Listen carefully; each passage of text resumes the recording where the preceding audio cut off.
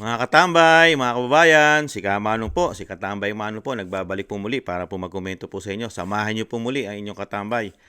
Magandang umaga po muna, tanghali, hapon, gabi. Madaling araw po sa atin lahat.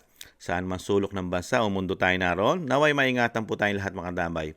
Ito po mga katambay, ang TRICOM po, ang mga congressman, ay talagang nagbanta na po na isa-cite in contempt daw po nila ang mga vlogger po na naninira daw po at gumagawa ng fake news mga tambay. Sa pangunguna raw po, kauna-unahan daw po, si dating PCO, Secretary Trixie Cruz Angeles. Si dating PCO, Attorney Trixie Cruz Angeles. Isa pong abogado si Attorney Trixie. Yan po mga tambay. Pakinggan po natin ang balita po at komentuhan po natin ang mga balat sibuyas at mga walang itinatagong korupsyon ng mga congressman. Walang itinatago ang kanilang institusyon. Napakalinis po mga kabayan. Nagbabalik ang PTV Balita ngayon.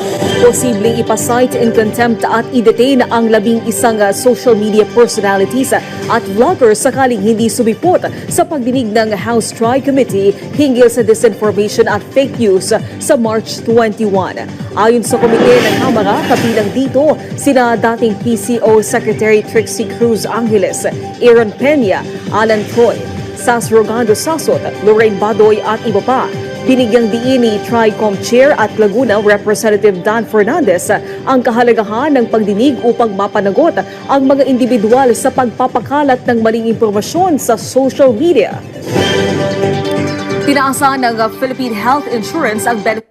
Mga katambay, talagang fake news kasi ang lahat ng kumalat eh. Dahil nga po hindi po nila matanggap ang mga kumalat daw po na fake news, lalo-lalo po sa institusyon nila. Di ba? Ano po yung unang kumalat po dyan, unang pumutok po yan? Yung natuklasan po ni Sasot Rogandos. Ano po yung natuklasan po sa kanilang institusyon? Sa dalawa, sa Senado at Kongreso. Ano po, mga tambay? Napakatagal na pong panahon pala. Natuklasan po ni Miss Sas. Ano po natuklasan? Yung kanila pong liquidation. Yung kanilang mga pondo. Ano po natuklasan dyan? Mga bayan, ni Miss Sas, yung kanilang MOOE at extraordinary expenses ay liquidation by certification lamang mga tambay. Hindi po sila inuobliga ng COA yata dahil meron po silang batas na very special po sa kanila. Hindi po sila pwede obligahin na magresibo yata mga tambay. Very special po. At ano pa natuklasan? Mga tambay, wala pong public hearing ang kanilang pondo. Hindi po natin nakikita ang pina-public hearing po ang mga budget niya ng Senado at Kongreso. Fake news po yan. Fake news. Fake news po yan. Hindi po magugustuhan ng mga congressman yan. Lalo sa pangunguna po ni Dan Fernandez, mga tambay. Hindi po magugustuhan ng mga congressman yan. Ano pa mga tambay? Yung kanilang mga ginawa po na pag-budget po sa ating pera. 2025, national budget, napakarami pong blanco doon sa kanilang ginawa po sa bicameral committee conference committee report at naging naisabatas po ito sa GAB. Tapos pinirmahan na po ito para maging tuluyang batas sa GAA na naging gago. Di ba? At gaano po kalaki ang naisingit sa mga blanco? Hindi raw po bababa sa 241 billion. 2025 national budget pa lang yon. Wala pa rin ng 2023 national budget. Wala pa rin ng 2024 national budget. Fake news po yan. Mga fake news po yan pagka mga congressman po ang magsasabi, mga tambay. Hindi po. Malinis po ang mga congressman at lalong-lalo po ang speaker. At syempre po ang mga senador, lalong-lalo ang Senate President. Malilinis po lahat yan pagdating po sa paghawak ng pera. Ano pa natuklasan dyan ni Vice President Sara Duterte sa mga yan? 2 tao lang kumukontrol ng pera dyan sa Kamara, mga tambay. 2 tao. At ano pa? Yung isang damukal na isinisingit nila na bilyon-bilyon ng sekretary ng DepEd, ang Vice President. Fake news yan. Fake news. Fake news po ang Vice President. Fake news. Kaya kailangan po ipatawag ang mga vlogger, mga tambay. Fake news. Fake news. Pati po yung mga pagbebenta po ng ginto. Fake news po yan. Hindi po gusto ng mga congressman yan. Yung proyekto po nila na flood control na hindi bababa sa 5,500, fake news po yan. Hindi po pwedeng pag-usapan yan. Fake news yan. At yung paglipat po ng pera ng PhilHealth, nilipat po, kinuha po nila, di ba? Hindi bababa sa 60 billion, pero yung plano nilang ilipat ay 89 billion daw mahigit ayon sa dating Pangulong Duterte. Fake news po yan. At yung mga pera po na nailipat na rin, PDIC, GSIS, SSS, at marami pang iba, fake news po yan. Yung Maharlika Investment Fund, fake news po yan, mga tambay. Fake news. Puro fake news po yan, mga tambay. Fake news. Basta po ang usapin po ay sa Kongreso, sa Senado, lalong-lalo po sa pera, fake news po yan. Fake news. Kaya po talaga po kailangan po imbestigahan yan at dapat mo talagang wakasan na po yan yung sinasabing fake news. Dahil po pagka ang mga congressman, representative, talagang hindi po gumagawa ng fake news yan, mga kabayan. Hindi po. Hindi po pwede, mga kabayan. Never pong magkaroon ng fake news po sila, lalo pag sila po nagsalita. Lahat po nasasabihin ng mga congressman at senador ay makatotohanan po yan, mga tambay. Makatotohanan po sa mga Pilipino yan, mga kabayan. Unang-una po, ang mga congressman natin ngayon, mga tambay, hindi naman po yan mga magdanakaw eh. Malinis po ang konsyensya niyan. Never po. Never po magnakaw yan kahit kasingku-singkuhan. Ayon po sa kanila. Di ba? At never po magsinungaling po yan, mga congressman. Congressman po yan eh. Saan kayo nakakita na congressman ay sinungaling? Di ba? Wala. Sa Pilipinas, wala po tayong makikitang congressman mga sinungaling dyan. Puro totoo po yan. Honest po yan. Honest po yan, mga yan. Wala pong korupsyon yan. Yung mga nabanggit po, natuklasan po ng dating Pangulong Duterte. Fake news po yun. At yung sinabi po ni dating Pangulong Duterte dyan, na magbukasan ng libro, magbukasan tayo ng libro at malaman natin kung sino talaga ang korap, ang pinaka-korap. Kasi ang sinabi nga ng dating Pangulong Duterte dyan, ang institusyon daw yan dalawang yan, Senado at Kamara, ang pinaka-korap, pinaka-raten, pinaka-bulok na institusyon daw po sa bansa. Hindi totoo yan. Fake news po yan. Pag po ang mga congressman po ang tatanungin natin, lahat po yan fake news. Kasi po, sa 19 Congress po, mula po nung pumasok ang binagoong ang Pilipinas, wala na po. Nabago na po. Na lahat po ng congressman, lahat po, hindi naman po lahat, majority lang. Majority ng senador, majority ng congressman, ay mga hindi na po sila sinungaling. Hindi po sila magnanakaw. Malinis po sila magtrabaho sa bansa. Ni singkong duling, kahit duling na. Wala po silang kinukurap o kinukurakot sa ating bansa. Malilinis po yan. Kaya nga po ang mga vlogger lang po ang masasama. Mga vlogger lang po ang nagpapakalat po ng fake news dahil sa kanila. Yung mga trillion po na hinahawakan nila, na i-budget po taon-taon, mga tambay, malinis po yun. Malinis. Kahit po paputol po natin ang leg nila. Kahit po ipaputol natin ang kamay nila. Ipaputol po natin ang kanilang mga pototoy, mga tambay. Wala pong lalabas. Wala pong lalabas na kasinungalingan sa kanila, mga tambay. Malinis po ang mga konsensya ng mga congressman, mga kabayan. Malilinis po yan. Opo, wala po yan. Wala pong bahid korupsyon. Walang bahid kasinungalingan po ang mga korupsyon. Wala pong bahid issue po ng droga yung mga yan. Wala po. Wala pong bahid na mga illegal na gawain yung mga yan. Malilinis pong tao at malilinis na mga Pilipino po yung mga congressman, mga kabayan. Ang masasama lang po sa ating bansa, sa 19 Congress, ang mga supporters po ng mga Duterte. Ang mga Duterte po ang masasama sa ating bansa, mga tambay. At ang mga sumusuporta rito, masasama, mga kabayan. Sila po ang nagbibigay ng problema raw sa ating bansa. Sila po ang nagpapabagsak sa ating ekonomiya. Kaya po hindi mapababa ang bigas, ang bilihin dahil po sa mga Duterte. Dahil po sa mga taga-suporta po ng mga Duterte, kaya po hindi mapababa ang presyo ng bigas. Hindi po mapababa ang presyo ng kuryente, presyo ng tubig. Hindi po mapababa. Di ba? At syempre po, hindi rin po mapataas ang napakaraming trabaho na dapat ay maibigay sa ating mga kababayan. Hindi po mataas dahil po kasalanan po ng mga Duterte yan. At kasalanan po ng mga taga-suporta po ng mga Duterte yan. Lalo-lalo po mga vlogger, mga fake news. Kailangan po talaga imbestigahan yan, mga kababayan. Nakita nyo po. At syempre po, nakatambay, ang mga congressman po ngayon at mga senador, at syempre po ang binagoong Pilipinas, hindi po, wala pong hudas dyan. Never din po magkakaroon ng hudas dyan, mga kababayan. Wala. Yan po yung mga tapat sa ating bansa. Pinaglalaban po niya ng mga soberenya ng ating bansa, mga tambay. Okay lang po sa kanila yun, mga kababayan. Okay lang po. Nakita po natin. Wala pong imik nung sinabi daw na kinidnap ang dating Pangulong Duterte. Wala pong imik. Wala. Mga makabayan po sila. Majority po ng mga congressman natin makabayan. Ipinaglalaban po ang ating bansa, ang ating soberenya. Pinaglalaban po ng mga politiko.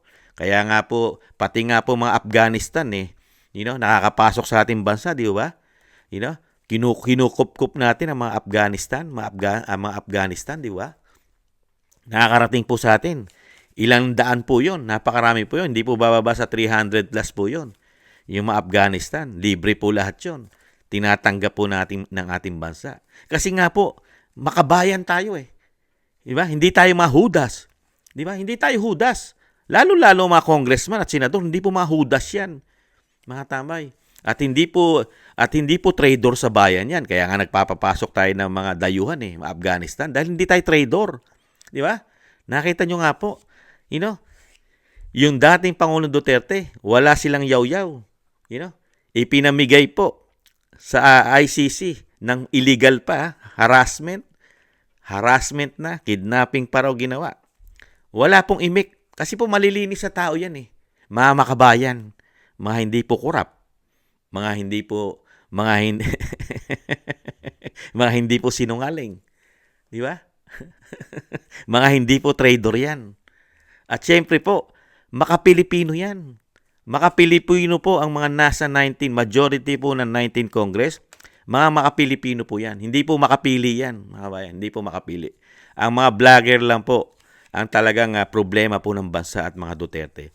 Ang mga Duterte lang po at mga vlogger, yan po ang mga trader. Mga trader po yan, mga tambay. Ayon po sa kanila. Kasi po nakikita po ni Kamanong, mga kabayan, itong mga tao na ito, mga congressman ito, hindi na po natin makikita po ito. Kung hindi po magkakaroon, huwag naman sana magkaroon ng malawakan dayaan sa ating bahalalan, sa ating botohan.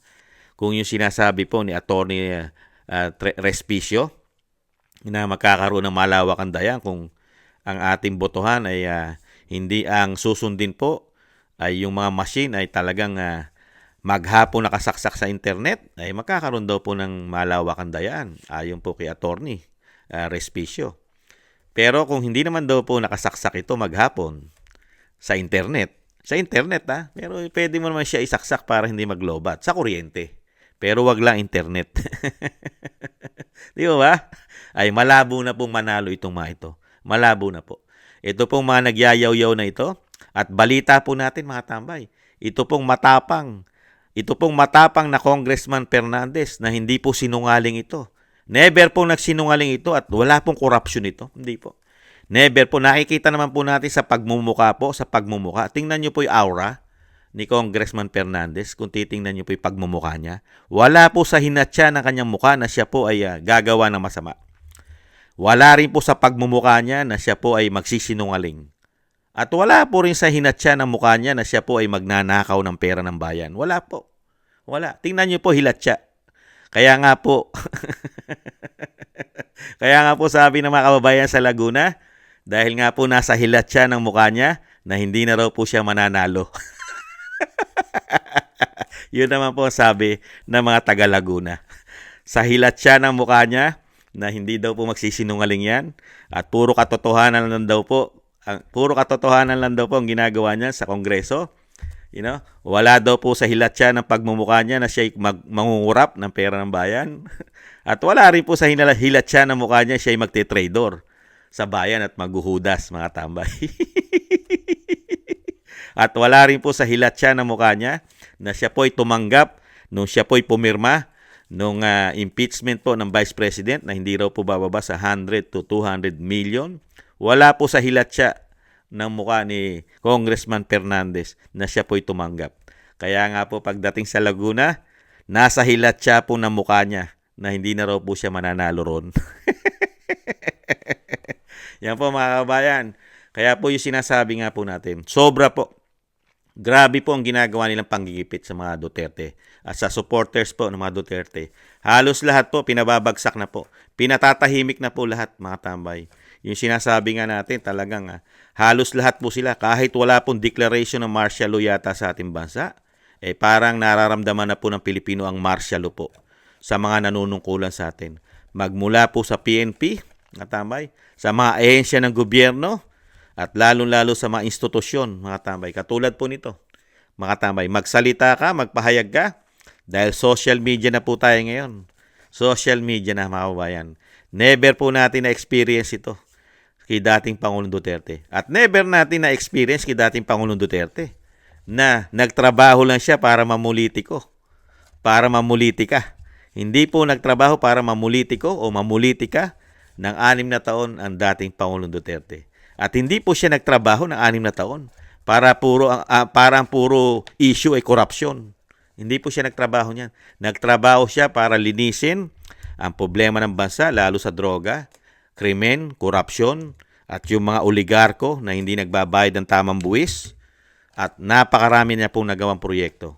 Pero ngayon po, ano po ang maraming nagawang proyekto ng bagong Pilipinas o binagoong Pilipinas?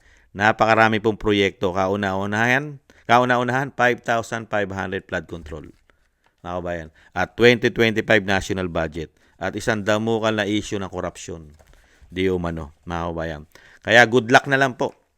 Good luck na lang po, mga kabayan. Kasi yan po, usapin din po sa Korte Suprema yan. Dahil alam naman po natin sila Attorney Trixie Cruz, Angeles at ang kanyang mga grupo at napakaraming vlogger na inaakusahan po ng fake news ng TRICOM ay isinampa na po ng grupo po ng mga vlogger sa Korte Suprema ang usapin po, mga tambay. Kaya po dito po talagang gumaganti na lang po ito, mga tambay. Paghihiganti na lang po ito ng mga congressman ng 19 Congress. Gumaganti po ito. Komento ko po. Gumaganti sa mga vlogger kasi hindi na po sila tatangkilikin ng mga Pilipino. Kaya nga po yung sinasabi nga po ni Atty. Topacio, itong mga politiko na ito, subukan lang po nilang lumabas, mga tambay. Makikita po nila ang galit po ng Pilipino. Lalong-lalo po sa ginawa po nilang pagtitrador sa dating Pangulong Duterte. Baka daw po hindi lang kamatis ang ibato dyan at saka itlog. Baka may kasama pang pupu o echas, mga tambay. Baka samahan pa ng echas pag binato ang mga politiko na ito, mga kabay, sa galit at dismaya na ginawa po ng grupo po ng binagoong ang Pilipinas, 19 Congress na walang suporta, soberenya ating bansa, pinabayaan nilang mapahiya sa buong mundo ang ating bansa, mga tambay, dahil sa sobrang pamumulitika na ginawa po nila ng 3 taon sa ating bansa, mga kabayan. Good luck na lang, mga kabayan. Ganun talaga eh. Hindi naman po mananaig ang kasamaan. Ang kasamaan po ay hindi po magtatagal yan. Mayroon po punot-punot dulo yan, mga tambay. Yan po, pag dumating po halalan, karamihan po dyan. Hindi na po natin mapagkikita yung mga congressman na yan, mga kabayan. Kaya po, sinasamantala na po nila. Bago po sila mawala sa kongreso, ay talagang gaganti. Paghihiganti na lang po sa mga vlogger yan. Kasi sirang-sira na po sila, amoy tae na po sila sa mga Pilipino. Mabahong-babaho na po. Sinusuka na po ng mga Pilipino yan. Sinusuka na yung mga hilatsa. Siyempre ba, bago po tayo magtapos, shoutout po muna mga tambay kay Kingston ng 123 ng Hong Kong. Salamat po sa mga biyayang pinagkakaloob. Kina Gina Ray, Solid DDS ng Berlin, Germany. Jake Yahoo, 4531, Just Me Channel. At siyempre po, kila Dan Rivero, nagpapa-shoutout po. Si Dan Rivero po ay sina-shoutout po ang kanyang CEO na si Michael Jean at si Humphrey Toribio ng Anchorage, Alaska. Yan, pinasa-shoutout po kayo ni Sir Dan Rivero. Mabuhay po sa Alaska, mga tambay, mga kababayan natin. Shoutout na rin po kila Bon Rosales ng France at kay Jan Sarip ng Amsterdam, Holland. At si John Sarip at si Chona Banks ng Milwaukee, Wisconsin, USA. Julieta Celona ng Sydney, Australia. Ma'am LB Sir Manny ng Miami, Florida. At Grace Obet ng California, USA. Michelle Del Valle ng New Zealand. Sara Nakamura ng Japan. Melencio Bandibas ng Jeddah, Arabia.